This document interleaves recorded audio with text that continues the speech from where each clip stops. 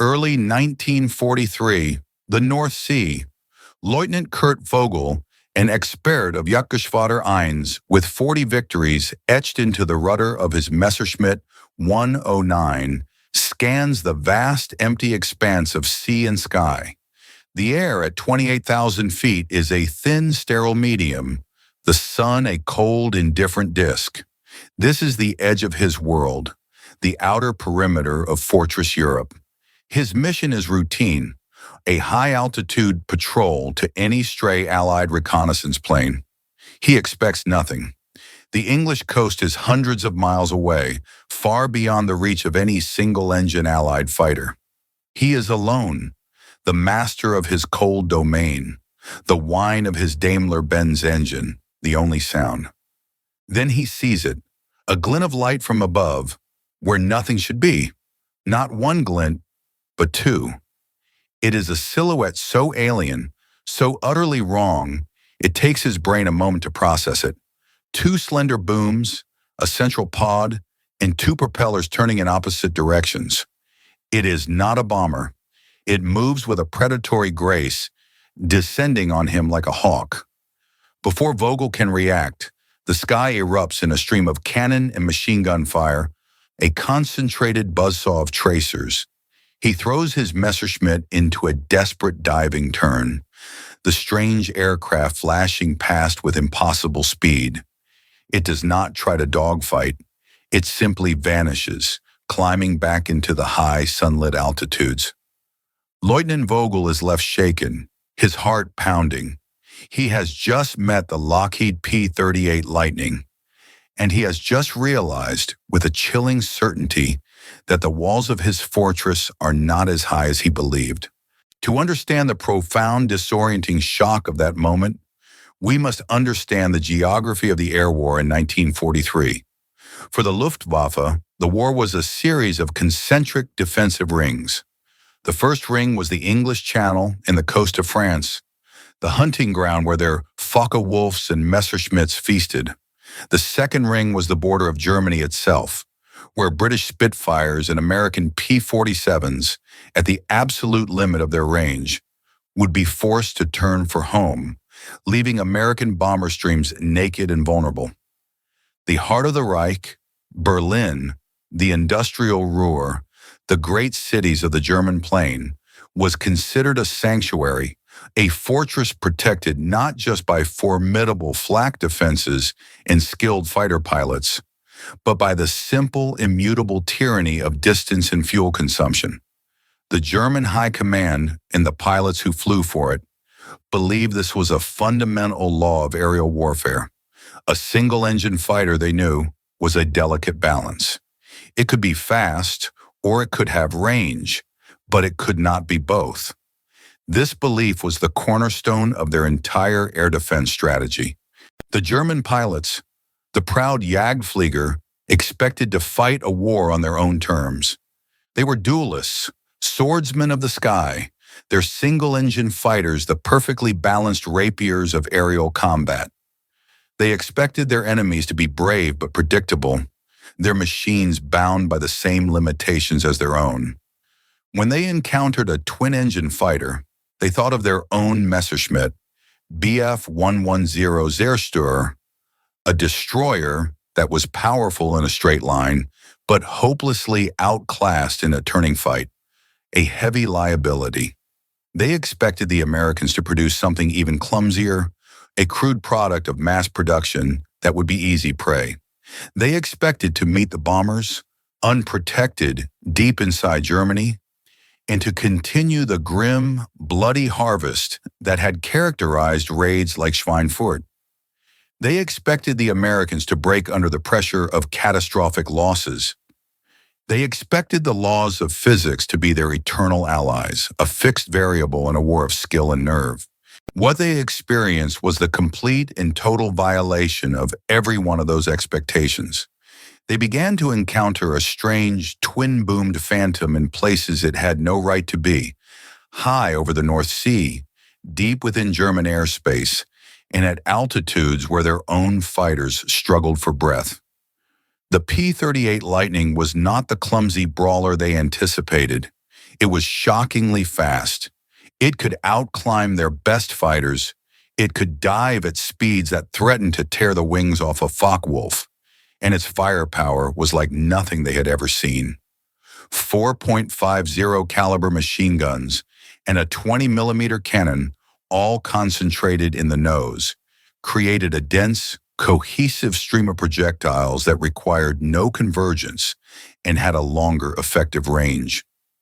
A German pilot caught in that stream for a fraction of a second would not see his aircraft get damaged. He would see it disintegrate. They expected a duel with a clumsy giant. They found themselves ambushed by a silent, high-altitude predator that struck from two directions at once, from a direction of impossible range and a direction of untouchable altitude. The Luftwaffe pilots gave it a name born of fear and grudging respect: Der Gabelschwanz Teufel, the fork-tailed devil. The instrument of this revolution was the creation of one of aviation's greatest minds, Clarence Kelly Johnson and his small, secretive team at Lockheed, the group that would later become the legendary Skunk Works. The P-38 was a radical departure. Conceived in the late 1930s for a high-altitude interceptor requirement, its twin-boom design was a brilliant solution to complex problems. It allowed for two powerful engines, a tricycle landing gear, and the perfect platform for concentrating all armament in the nose. But the true secret to its performance lay with its engines. Two Allison V17 10V12, each equipped with a sophisticated General Electric turbo-supercharger. While German engines relied on mechanical superchargers that lost efficiency in the upper atmosphere, the American perfected turbo-supercharger used the engine's own exhaust to spin a turbine at incredible speeds, forcing dense air into the engine. This allowed the P-38 to maintain sea-level horsepower up to 30,000 feet.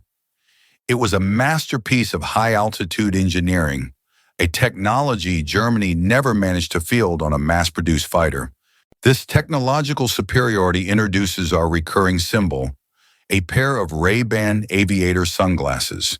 Issued to American pilots, they were a practical tool designed to cut the blinding, high-altitude glare and reduce eye fatigue. But they were also a profound symbol. To the American pilot, they were high-quality equipment, a sign that his comfort and individual performance were valued. They were a product of a consumer-driven economy that could pivot from making fashion to outfitting an air force. To the German mind, such an item would be a luxury, a frivolous expense, a sign of American softness. They would be missing the point. The sunglasses were a tool of efficiency. They allowed the pilot to see more clearly, to endure longer, to be a more effective component. They represented a philosophy that understood the man was as important as the machine, and that investing in the man's ability to perform was a direct investment in victory.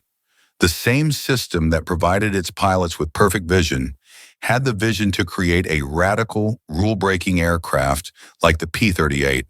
The arrival of the P-38 in the European theater was a gradual, then sudden transformation of the strategic landscape. At first, there were not enough, and early models were plagued by technical issues in the cold, damp climate of England. But as these problems were solved and the numbers grew, their impact became undeniable. They could escort the B-17 and B-24s deeper and deeper into Germany, engaging Luftwaffe fighters on their own terms. The statistics of this transformation are stark. Missions that had been suicidal meat grinders became survivable. The presence of the P-38s, and later the P-51s they paved the way for, fundamentally changed the attrition equation. But the P-38's most devastating impact was not in the bombers it saved, but in the German pilots it killed. Its speed, altitude, and firepower made it a peerless hunter. The German Experten, the irreplaceable core of the fighter force, found themselves targeted by an enemy they could not outclimb and could not outrun in a dive. The psychological impact on the German pilots was profound. Their confidence began to crack. They were fighting an enemy that did not play by the rules. The P-38's strange silence was particularly unnerving. Its turbo-supercharged engines, with their exhaust muffled by the turbine, made it much quieter than a conventional fighter. German pilots would often report being bounced by a P-38 they never heard coming, the attack materializing from the high sun without an acoustic warning. The unique alien silhouette became a symbol of impending doom. As one German pilot would later recall, to see a P-38 was bad luck. They came out of the sun, from above, and you were dead before you even knew they were there. The war was no longer a predictable duel of maneuver, a test of skill against skill. It was a high-altitude ambush, a sudden, lethal encounter dictated by an enemy who seemed to appear from nowhere. The P-38's versatility only added to its legend. It was not just a fighter. Stripped of its guns and filled with cameras, it became the F-5, the most effective long-range photo reconnaissance aircraft of the war. It could fly higher and faster than any interceptor the Germans had, mapping targets deep inside the Reich with impunity. It was an F-5, flown by the famed author Antoine de Saint-Exupéry, that disappeared over the Mediterranean, a testament to the risks these pilots took. The P-38 also became a formidable fighter bomber, its central pod and twin booms providing ample hardpoints for bombs and rockets. It became a bomber of the pilots, used for precision strikes on bridges, trains, and command posts. The Germans soon learned to fear it at low altitude as much as they feared it at high altitude. This machine attacked the German war effort from every conceivable direction. The numbers behind the P-38 tell the story of American industrial might. Over 10,000 Lightnings were built. They served in every theater, from the frozen Aleutians to the deserts of North Africa and the jungles of the Pacific. It was in the Pacific that the P-38 truly earned its reputation as a killer. The vast distances made its long range an indispensable asset.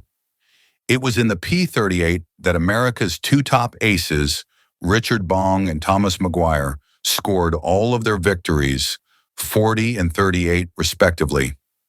The Japanese pilots, flying the nimble but fragile Zero, had no answer for the Lightning's boom and zoom tactics. A P-38 pilot would never engage a Zero in a turning dogfight. He would use his superior speed and climb rate to dive on the Zero from above, make a single devastating pass with his concentrated nose guns, and then use his energy to climb back up to an untouchable altitude, ready to strike again. This tactical doctrine, perfected in the Pacific, was the same one that proved so devastating in Europe. The German pilot in his FW-190, a master of the horizontal, turning fight, was confronted with an enemy that refused to play his game. The P-38 fought a vertical war, a war of energy and altitude, a war that the Germans, with their mechanically supercharged engines, were ill-equipped to fight. They were supreme at 20,000 feet, but the P-38 owned the sky above them. It would wait unseen in the thin, cold air, then convert its altitude into untouchable speed for a single, brutal attack before climbing away. The belief in the superiority of the agile single-engine duelist was shattered by a machine that rendered that entire philosophy obsolete. The war in the air was no longer a fencing match between knights of the air. It was an execution. The P-38 Lightning was more than a fighter. It embodied the American way of problem-solving.